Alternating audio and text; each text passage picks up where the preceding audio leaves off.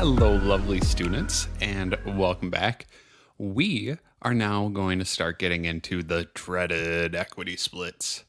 So, I just want to start by saying congratulations to every single one of you. You've officially gone through the entire dating process, and you are ready to move forward with a partner. So, at this point, you should have your roles figured out, and you should have your purposes and your visions for the business aligned. Plus, you should have a handful of other things figured out at this point. Therefore, it's time to talk equity splits.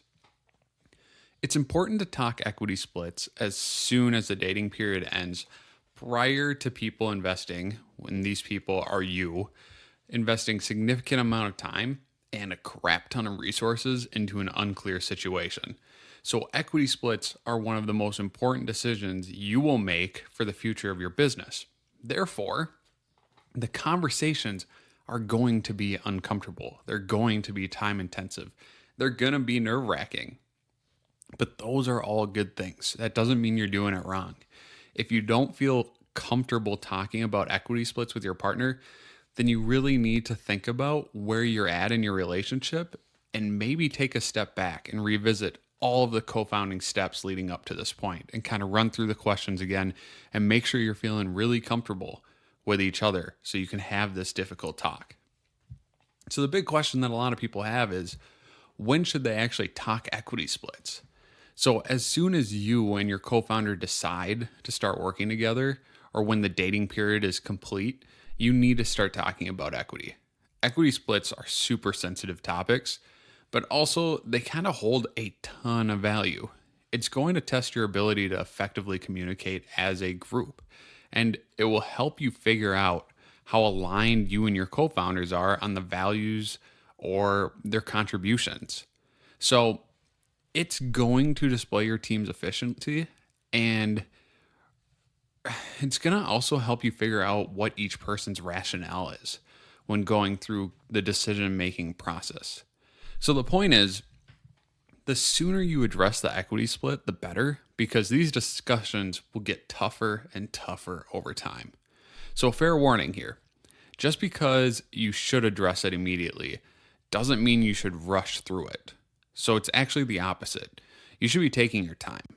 Make sure all of your partners truly think about a fair equity split, because if parties rush into things and agree to equity terms without digesting the agreement, there's going to be some pretty major consequences. And I'm actually going to list a bunch of the mistakes that people make when they jump into equity splits, just so you're sure that you guys aren't rushing in and doing the same thing. So here's a few of the common issues. First issue we always see is it really results in the wrong equity split. So we kind of see this more often than not, that co-founders get so excited to start working on their offering that they commit to an equity split way too early without understanding the co-founders' roles and the contributions prior to the split. So mistake example number one. Let's say you gave someone 10% equity in your company and they end up working 5 hours a week while you and your other co-founder work 80 plus hours a week. There will be conflict unless it was addressed in the roles and contributions. A second example of this mistake would be if your co-founder works 80 plus hours a week and fails to produce results and has an equal equity split of the company, you're going to hate that. So that's problem number two. The second problem that we see, it shows underlying issues. That's what it is. It's essentially, once you give out equity, you start to see the underlying issues that you didn't see prior.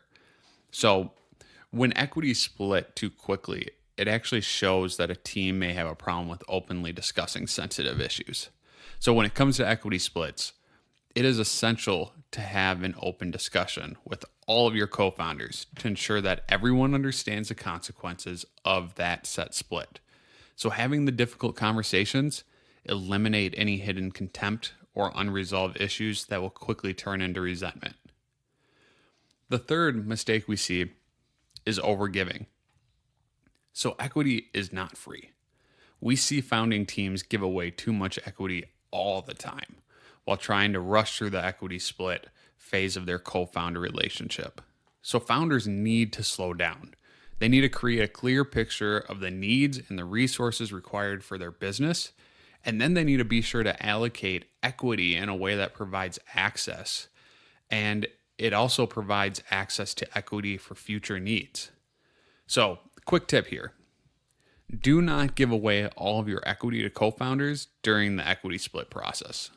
Boom. What a tip. The fourth problem and the final problem that we usually always see is a dilution error. So during the equity split, co-founders will often rush through the process so quickly that they fail to address the dilution clause. So make sure you take the time to discuss what happens when you give more equity away. Commonly, equity amongst co-founders gets diluted when more equity is given away. So what this means is a co-founder that receives a 10% equity stake in the company won't commonly have a 10% equity stake for life. I'll give you an example. If you and your co-founder own the company 50-50, and I highly recommend that you never own something 50-50 because you guys don't bring the same skills to the table, so there's no way it should be 50-50. Anyways, if you and your co-founder own the company 50-50 and a venture capital firm invests $100,000 into your company for 20% equity stake, your company's equity split doesn't become 50-50-20, co-founder 1 with 50% equity, co-founder 2 with 50% equity, and the venture capital firm with 20% equity, because that's impossible. The reason it's impossible is because if you add those percentages up, 50 plus 50 plus 20 equals 120%. And owning 120% of your company is not a possibility. Therefore, your co-founder shares need to be diluted. So this means the new equity split after dilution would become 40-40-20. So after the venture capital firm gave you $100,000, all of a sudden you'd be diluted. So co-founder number 1 would have 40% equity, co-founder 2 would have 40% equity, and the venture capital firm would have 20% equity. And we'll go into more detail on dilution later. Anywho, here's one quick exercise for you and your co-founder prior to moving forward with the equity split. So this exercise is important because it will force you and your team to slow down and really think about the decision you're about to make. So the exercise is simple. When thinking about equity, imagine in 1 month you have the company up and running, and each of you have fulfilled each of your roles and responsibilities. So a business comes in and offers you $10 million. Okay, $10 million, that's a lot of money. Now pause, check the equity split you just agreed to or you guys just thought of, and write down how much each co-founder will get from the $10 million offer. Does it feel right? If for whatever reason it does not, go back to the drawing board and discuss the equity split again.